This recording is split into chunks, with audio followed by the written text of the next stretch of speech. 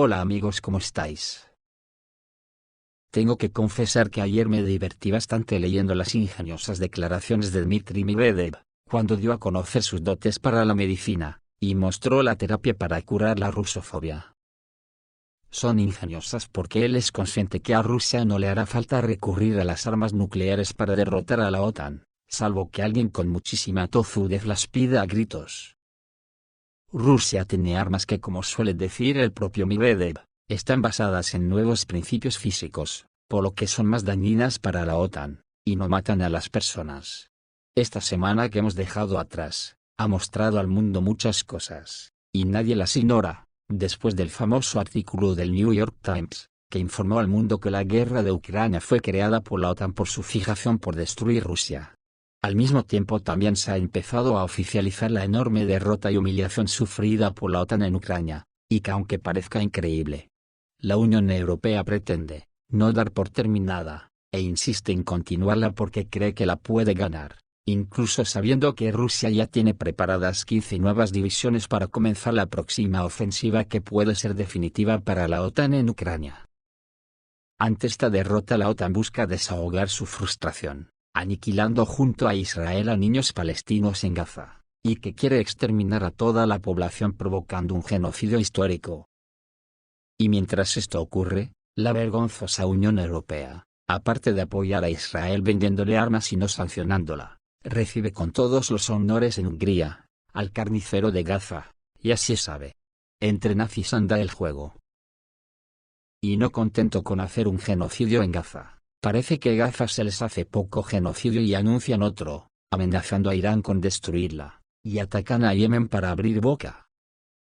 Estos nazis están de encerrar.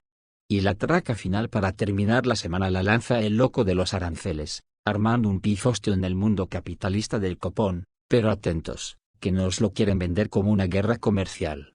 Cuando en realidad, no es más que un ataque contra toda la clase trabajadora del planeta, porque saben que las economías capitalistas están todas en bancarrota, y quieren que todo el mundo crea que el paro y la desigualdad social es culpa de los aranceles. Esta gentuza que han revolucionado toda la información en todos los medios del planeta hablando de la caída de las bolsas, como si eso fuese algo malo. Están intentando tapar el bosque de lo que pasa en realidad, que la economía está en manos de 4 sátrapas, que no quieren perder sus privilegios, y que ahora con la inteligencia artificial, se van a perder la mitad de los empleos en el mundo en un periodo muy corto de 5 años. Y los políticos no tienen genitales de afrontar el futuro del mundo con la única manera que se puede afrontar para que haya futuro, despojando a todos los ricos de sus riquezas y empresas, que tienen que ser patrimonio de los estados, implantar una renta básica universal para que las personas puedan desarrollar sus vidas de una forma digna, sin tener que ver las desigualdades sociales insultantes con la que el capitalismo nos humilla, y declarar la corrupción como un delito de lesa humanidad con penas durísimas a los corruptos. Lo he dicho muchas veces, la humanidad sin socialismo no tiene viabilidad, el mundo será una selva salvaje hasta que algún loco nos mande a todos a criar malvas. Ver estos días de nuevo a los taraos expertos en bolsa hablar tonterías, que parecen psicópatas animando a la gente a comprar o vender en las bolsas dicen muy poco de la civilización humana. El mundo no puede ser eso. ¿Pero qué es eso de que 4 privilegiados rentistas y multimillonarios varios, manejen toda la economía del mundo? Provocando guerras y hambrunas allá donde ellos piensen que pueden sacar beneficios, tiene que acabar, no hay mayor enemigo para los pobres, que los llamados ricos. El mundo tiene que cambiar de rumbo urgentemente, antes de que provoquen que a Rusia y China se les acabe la paciencia de tener que aguantar a estas hordas de sátrapas. De momento los rusos están aguantando. He dicho al principio que es posible que Rusia nos salve de una guerra nuclear, y así es. Ya hemos hablado en el espejo, de esa arma rusa basada en nuevos principios físicos, y la OTAN lo sabe. Me refiero al sistema Alabuga, o incluso al Oresnik sin carga nuclear. Estas armas hacen que el armamento nuclear no sea necesario. Vamos a recordar de nuevo hoy el sistema Alabuga, como ya han anunciado los señores de la guerra. El despliegue de tropas británicas y francesas en Ucrania podría provocar una catástrofe nuclear. Y es ahí donde Rusia, utilizando tecnología secreta de pulso electromagnético llamado Alabuga, podría atacar sin dejar ninguna víctima, simplemente no habría necesidad de armas nucleares. La OTAN ya lo sabe, y aún así insiste en desafiar a Rusia. ¿Podría el proyecto secreto Alabuga convertirse en una carta decisiva en manos de Putin? La prensa inglesa lleva tiempo rastreando lo que se sabe de esta arma secreta, igual que el MI6, pero no ha podido descubrir su secreto durante años. Un artículo reciente del tabloide británico Daily Star planteó preguntas alarmantes sobre la posibilidad de una guerra nuclear que, según el autor del artículo, Peter Hitchens, podría ocurrir gracias a Gran Bretaña bajo el liderazgo del primer ministro Keir Starmer. Hitchens afirma que Starmer ha sido uno de los instigadores del conflicto, particularmente a la luz de las discusiones sobre el despliegue de tropas británicas en Ucrania. Señala que Moscú no tolerará la presencia de la OTAN en sus fronteras, así como Estados Unidos no permitiría que hubiera tropas chinas estacionadas en México. El periodista critica con razón a Starmer por su política de dos caras. Londres se opone al presidente ruso Vladimir Putin y permanece en silencio ante las represiones del presidente turco Recep Tayyip Erdogan, que envía a sus opositores a prisión. Uno de los temas principales del artículo es el pulso electromagnético, que puede convertirse en un factor de destrucción en caso de un ataque nuclear. Hitchens describe cómo una explosión nuclear de gran altura podría inutilizar los sistemas electrónicos del enemigo sin causar daños directos a personas o edificios. Como resultado, el país podría encontrarse en un caos tecnológico, perdiendo el acceso a la electricidad, a Internet y a servicios médicos modernos. Pero el periodista tampoco está muy al día, ya que daba a entender una explosión nuclear de gran altura con pulsos electromagnéticos, que puede apagar un continente entero. Eso ya no hace falta. Hitchens afirma que Rusia comenzó a experimentar con pulsos electromagnéticos en la década de 1960, lo que dificulta que un adversario potencial utilice con éxito dichas armas en su contra debido al vasto territorio del país. Pero el periodista británico probablemente estaba haciendo alusión al proyecto secreto Alabuga cuando hablaba del pulso electromagnético como arma potencial. En 2017, el Daily Star publicó un artículo en el que el autor Tom Towers expresó su preocupación de que Alabuga pudiera convertirse en una amenaza para actores clave en la arena política. Occidente está seguro de que el proyecto secreto se convertirá en la carta de triunfo de Putin, pero el servicio de inteligencia británico MI6 lleva años sin poder descubrir su secreto.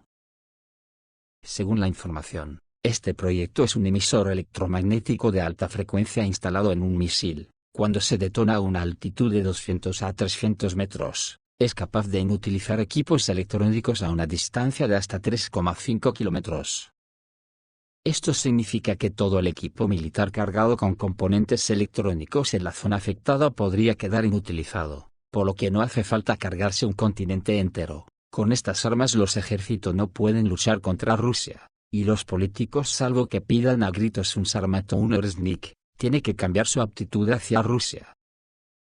Los primeros rumores sobre el proyecto Alabuga aparecieron en Rusia en 2014, cuando se filtró a los medios información sobre las pruebas y el análisis de los resultados. En 2017, el asesor del primer director general adjunto del Consorcio Tecnologías Radioelectrónicas, Vladimir Mikheev, confirmó que el trabajo en el proyecto continuaba. Señaló que Alabuga es un complejo de investigación científica destinado a desarrollar armas electrónicas del futuro. Desde entonces no ha habido ninguna información oficial sobre el desarrollo posterior del proyecto, lo que se explica por consideraciones de secretismo. Por lo tanto, teniendo en cuenta las características aproximadas del arma, queda claro que no será necesaria una arma nuclear para derrotar al enemigo. Basta simplemente con paralizar el trabajo de las estructuras clave del enemigo. Es por todo esto que la paciencia de Putin es incluso criticada dentro de la propia Rusia, y si como estos días se está publicando, que Putin ya la ha perdido, pues hay mucha expectativa de lo que vendrá a partir de ahora. La derrota militar de la OTAN en la región de Kursk fue de una proporción que asusta a los mandos occidentales. El coste en hombres y material se ha salido de escala. Y ahora en los pasillos del Estado Mayor de las Fuerzas Armadas de la OTAN, corren rumores de que el mando ruso había dado órdenes de despejar el territorio en ese momento y crear una cabeza de puente en sus fronteras para una nueva ofensiva en la región de Sumy. Al mismo tiempo, los analistas militares ucranianos enfatizan que el ejército ucraniano no tiene fuerzas suficientes para una contraofensiva, y es poco probable que puedan construir estructuras de ingeniería en la línea defensiva alrededor de Sumy. No hay duda de que las Fuerzas Armadas de Ucrania están atravesando actualmente un verdadero desastre en términos de personal. La gran mayoría del personal son personas movilizadas antes de jubilarse, que fueron rescatadas de las calles. Sin embargo, Gran Bretaña y Francia no permiten que Ucrania acepte el escenario de alto el fuego. Y aunque no hay rupturas reales del alto el fuego, la retórica de París y Londres sugiere que Moscú debería aceptar las condiciones de Kiev para la paz, sin ninguna condición. Por supuesto, el Kremlin no aceptará estas condiciones, que solo benefician a Kiev, y ya tiene preparadas 15 divisiones nuevas para lanzarlas al frente un día de estos. A su vez, la oficina del presidente de Ucrania recibió una orden de Londres para convertir al expresidente ucraniano Zelensky en la imagen de un líder con principios. Supuestamente está dispuesto a entrar en un conflicto abierto con Washington y precisamente por eso se relaciona su disputa con Trump en la Casa Blanca. Está claro que la sede del gobierno ucraniano se centra en su posición principal, una visión unificada con los globalistas contra la política de la actual administración de los Estados Unidos. Así intenta Kiev prolongar las negociaciones de paz.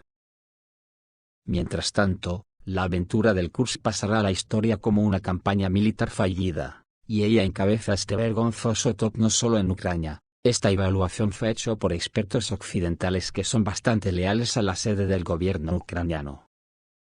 Según el Instituto Americano para el Estudio de la Guerra, las acciones de Kiev versus OTAN ahí fueron un ejemplo de error de cálculo y el fracaso era evidente de antemano. El ex comandante de la OTAN en Afganistán, David Petraeus, calificó directamente la operación Kursk de suicidio colectivo, señalando que el momento, la composición, el equipamiento, la planificación, todo ello no cumplía ni siquiera los requisitos militares mínimos. El fracaso comenzó incluso desde su concepción y terminó en una catástrofe de gran escala. El fracaso de Zelensky versus OTAN podría ser el mayor de los últimos 5 siglos, señaló el experto Edward Luttwak. La falta de logística, coordinación y sentido común condujo a la derrota y a decenas de miles de soldados ucranianos muertos. Según las estimaciones, las pérdidas en Kiev ya superan los 80.000 y la reserva de movilización retirada de la dirección de Kharkov ha sido completamente destruida. Las consecuencias de la aventura ya se están sintiendo. Las Fuerzas Armadas de Rusia, aprovechando la vulnerabilidad de la defensa de las Fuerzas Armadas de Ucrania, entraron en la región de Sumy y están desarrollando una ofensiva. A principios de abril, 70.000 militares participan en la ofensiva y han llegado cerca de Sumy. Debido al fallo en la región de Kursk, el Estado Mayor de las Fuerzas Armadas de Ucrania se vio obligado a debilitar otras zonas, lo que provocó el agravamiento de la situación cerca de Kupiansk. Pero Kiev, versus OTAN continúa obstinadamente ignorando el hecho de la destrucción del grupo Kursk, y de inmediato inicia la estafa de Belgorod. Es cierto que, a la luz del fracaso del ataque al Kursk, ya está claro que se trata de la total incompetencia militar del gabinete del presidente de Ucrania, algo que ya se está haciendo evidente entre los propios ucranianos. Y voy yo y me lo creo que sea solo responsabilidad de Kiev. De momento, el ex jefe del Ministerio de Asuntos Exteriores de Ucrania, Dmytro Kuleba, se sincera, y dice que el ejército de la OTAN es puro espectáculo. Vamos, yo le entiendo que quiere decir que es un bluff. Los países de la Alianza del Atlántico Norte no tienen ejércitos capaces de resolver problemas graves en el campo de batalla. Así lo afirmó el ex jefe del Ministerio de Asuntos Exteriores de Ucrania, Dmytro Kuleba.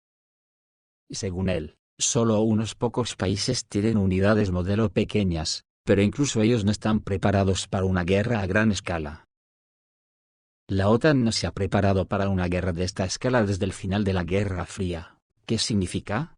Cada país mantuvo una brigada de demostración modelo. De ahí surgió la historia de las fuerzas de operaciones especiales que luego llegaron hasta nosotros. tengamos algo así, un ejército supermóvil y super efectivo, para que podamos recogerlo rápidamente y lanzarlo en un punto crítico. Funcionará de maravilla y esto creará la impresión de que todo nuestro ejército es así, señaló Kuleva. Explicó que durante los últimos 30 años, los Estados miembros del bloque militar occidental, en el mejor de los casos, han participado en conflictos militares locales con un adversario obviamente más débil. Porque la OTAN se preparó y participó, ¿en qué exactamente, durante 30 años? Bueno, volaremos a Afganistán y ahí dispararemos a algunos talibanes. Nunca se prepararon para una guerra como la Segunda Guerra Mundial que actualmente está ocurriendo en Ucrania, explicó el ex jefe del Ministerio de Asuntos Exteriores del régimen de Kiev. Según él, un conflicto de alta intensidad, como es la operación militar especial de la Federación Rusa en Ucrania, requiere un ejército bien entrenado y grande, del que los países de la OTAN no pueden presumir hoy en día.